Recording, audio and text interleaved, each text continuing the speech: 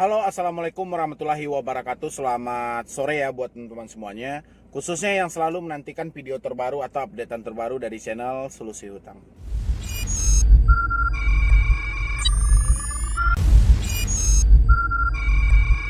Oke, terima kasih ya buat teman-teman semuanya yang selalu mensupport atau selalu mendukung dan selalu menantikan video terbaru atau updatean terbaru dari channel Solusi Hutang. Saya ucapkan terima kasih banyak gitu loh. Jadi seperti judul video kita hari ini yaitu banyak pertanyaan dari teman-teman semuanya, mungkin kebingungan atau kurangnya informasi atau entahlah, nggak tahu lah ya, entah apa yang ada di pikirannya, tapi dia bertanya, apakah pinjol legal sebar data?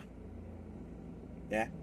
Jadi ini kalau untuk ilegal mungkin sudah paham ya, sebar data, intimidasi dan menakut-nakuti. Sekarang pertanyaannya di pinjol legal yang resmi telah ditetapkan oleh OJK yang berdasarkan P2P atau peer to peer lending.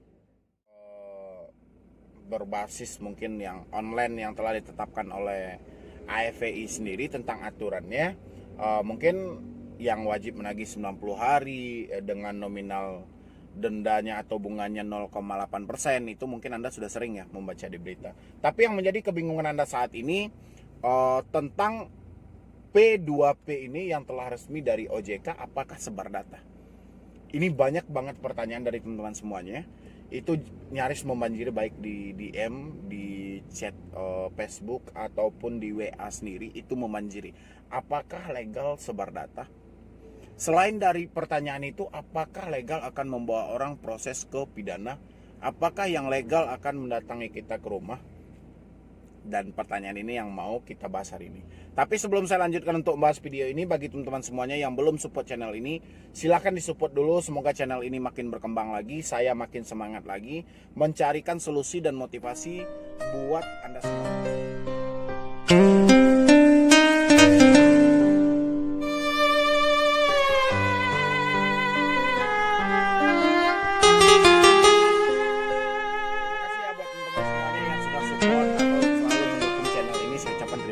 Jadi pertanyaannya, apakah pinjol legal sebar data? Ini banyak banget pertanyaan dari teman-teman semuanya. Itu mungkin kebingungan atau kayak mana nggak tahu saya ya. Tapi sebelumnya sebagai informasi aja bagi Anda, ini sebetulnya kalau untuk pinjaman online sendiri, ini banyak mafia di dalam ini. Dan itu pun di beberapa artikel yang saya baca, itu banyak campur tangan mafia dari Rusia dan mafia dari India. Ya, kenapa? Karena server yang mereka jumpai baik dari tim Satgas Waspada Investasi itu servernya kebanyakan berada di luar negeri, ya. Dan ini memungkinkan sendiri mungkin ada semacam praktik pencucian uang atau apalagi itu, mungkin ya mafianya yang tahu gitu loh, ya. Dan untuk menghadapi mafia ini itu tidak mudah, tidak segampang yang kita pikirkan, ya. Dan teman-teman bertanya saat ini, apakah pinjol legal sebar data? Kalau untuk semua pinjol yang setahu saya, itu semuanya sebar data. Cuman versinya yang berbeda-beda. Kalau untuk yang ilegal, belak-belakan, bilang penipu, maling, segala macam, nomor dicantumkan sebagai kontak darurat, Anda sekongkol dengan maling, Anda sekongkol dengan penipu, itu bahasa dari ilegal. Bahasa dari legal, mohon maaf Bapak Ibu, ini saya dari ini dan saya mau konfirmasi benar Anda adalah saudara dari ini. Itu dia dengan cara halus tapi versinya aja yang berbeda. Tapi konsepnya tetap pada sebar data gitu loh, ya. Karena tujuan dari pinjol sendiri itu nggak jelas sampai detik ini. Tapi menurut saya tujuan dari pinjol ada di Indonesia yaitu mungkin ingin memeras Anda sebanyak-banyaknya, karena ada campur tangan mafia di balik ini, ya. Dan ada juga pencucian uang di balik ini. Sehingga terjadi beberapa investasi. Berapa banyak bank lokal yang investasi ke pinjaman online, ya. Kredit Pintar, Home Credit mengkiblat ke BTPN. Belum lagi Bank Permatanya, Amar Banknya, belum lagi BNI-nya, belum ini semuanya. Banyak campur tangan dalam hal ini, ya. Jadi kalau pertanyaan Anda tentang apakah pinjol legal yang resmi oleh OJK itu sebar data, iya. Cuman versinya mereka lebih memperhalus. Kenapa? Karena mereka sudah terikat dalam sebuah aturan. Tapi meskipun diikat dalam sebuah aturan yang kuat tadi akan mereka pelonggar. Ya mungkin bermain di balik itu ya mungkin Anda lebih paham sendiri gitu loh. Ya. Tapi yang jelas saat ini semua pinjaman online itu kenapa dia berani, kenapa dia mau memberikan Anda suatu pinjaman itu karena mereka telah mengantongi beberapa data Anda yang termasuk data itu adalah data privasi. Untuk apa? Untuk menakut-nakuti Anda, untuk memeras Anda di akhir cerita. Kalau Anda misalnya Anda dengan pinjol legal, ya kita nggak sebutin nama aplikasinya apa aja, yang jelas pinjol legal. Nanti mereka akan menghubungi saudara Anda mengatasnamakan yang begini, pokoknya dengan versi mereka lah, yang seakan-akan tidak mencemarkan nama baik dari sebuah perusahaan mereka. Jadi sebenarnya hampir sama, pinjol ilegal, pinjol legal itu hampir sama. Cuman caranya aja lah yang berbeda. Yang satu telah terdaftar di OJK dan telah diberikan izin dan berlindung di balik undang-undang OJK. Yang satu lagi belak-belakan terang-terangan seperti layaknya preman. Tapi mereka tidak berani muncul ke hadapan publik. Perbedaan yang jelas ya cuma dari situ. Tapi selebihnya sama. Pinjol legal, ketika kita mengakses pinjol legal, itu mereka minta izin akses juga.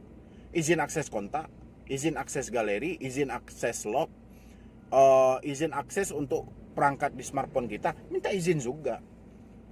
Ya, nggak ada pernah mereka cuma minta izin untuk mengakses kamera aja, nggak pernah.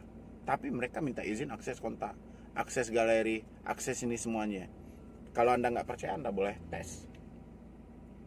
Buat apa coba di suatu aplikasinya kalau memang dia tidak ingin sebarkan data, mereka tidak ingin mengetahui privasi yang ada di smartphone Anda, buat apa mereka minta izin akses kontak?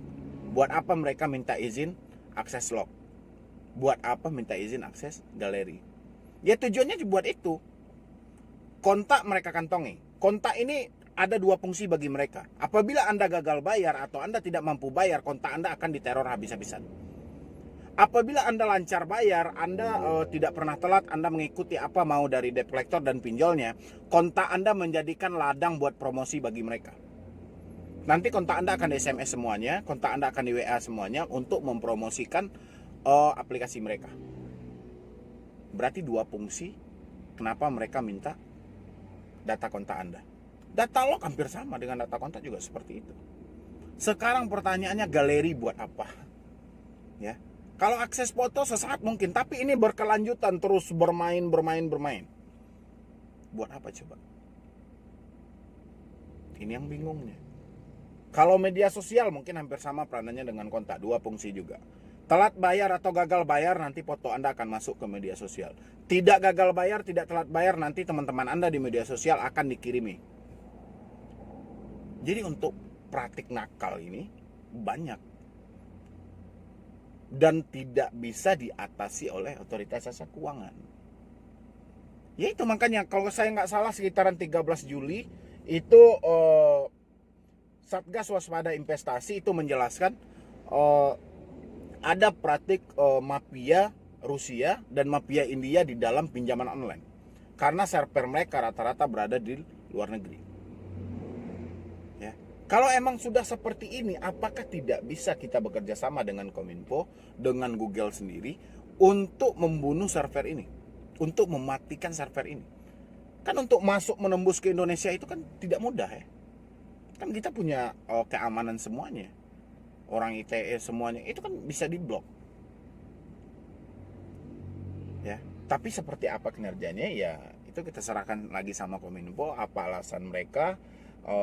Mungkin ada pertimbangan lain ya itu tergantung dari mereka. Tapi kalau menurut logika kita peranan pentingnya itu kan di Google. Jadi kalau mereka sudah tidak masuk di Google Indonesia ya udah gitu loh. Ya, tapi ada apa di balik itu ya itu hanya Tuhan yang tahu.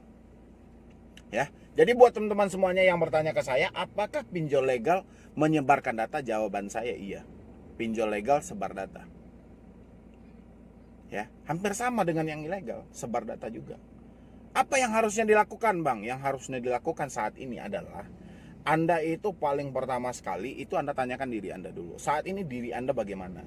Diri Anda masih mampukah, masih sanggupkah, masih menyatakan Anda bisakah? Tanyain diri Anda dulu. Setelah Anda tanyakan diri Anda baru gitu loh. Tapi kalau Anda tidak menanyakan diri Anda dulu, tapi Anda malah memikirkan apakah dia sebar data atau tidak, itu sebetulnya kan pinjaman online itu sebar data itu udah bagian dari mereka.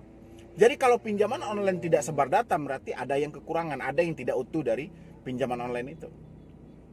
Ya. Karena sebar data itu ibarat sayur dengan garam bagi pinjaman online. Jadi kalau mereka tidak menyebarkan data ketika Anda telat bayar dan gagal bayar, kayak mana menjangkau Anda yang berada di daerah, ya?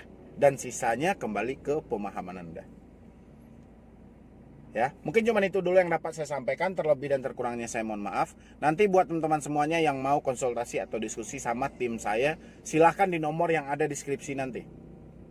Pokoknya jangan lupa support terus channel Solusi Hutang. Semoga channel ini makin berkembang. Dan Anda juga silahkan follow Instagram @medibroni. Dan kalau mau di grup Facebook juga bisa, Solusi Hutang MB. Ya, itu Anda juga silahkan di follow, atau Anda bergabung di grup Facebook juga boleh. Dan satu lagi, silahkan juga support channel baru saya, Medibroni, tapi juga belum jelas sih arahnya. Saya mau mengarahkan channel itu kemana nanti. Yang penting saya carikan dulu apa yang menurut saya bermanfaat bagi orang banyak, nanti saya akan bahas di situ. Yang penting Anda support dulu, semoga channel itu juga berkembang. Ya, mungkin sekian dulu dari saya, Medibroni. Wassalam.